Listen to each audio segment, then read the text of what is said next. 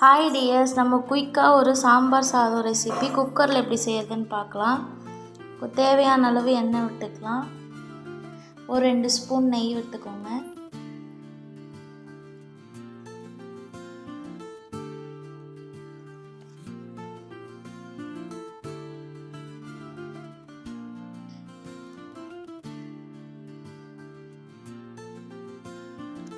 தேவையான அளவு கடுகு, ஜீரகம், மிளகாய் போட்டுக்கோங்க.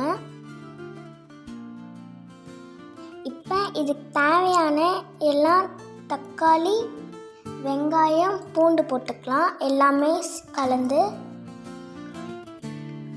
காய்கறிகளும் போட்டுக்கலாம்.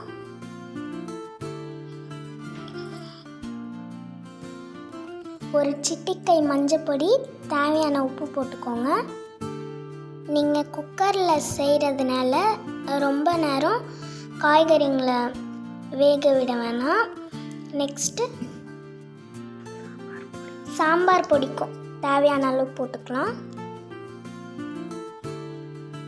கொஞ்சம் புளியும் இதுலேயே கரைச்சி ஊற்றிக்கோங்க. காரத்துக்கு வெறும் சாம்பார் பொடி மட்டும்தான், வேறு எதுவும் கிடையாது.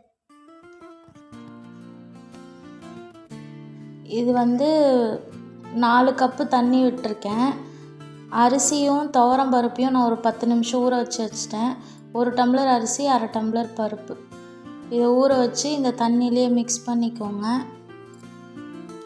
இப்போ உப்பு செக் பண்ணிவிட்டு குக்கர் மூடிட்டு ஒரு 4-5 விசில் விட்டு எடுத்துட்டிங்கன்னா நம்ம ருசியான சாம்பார் சாதம்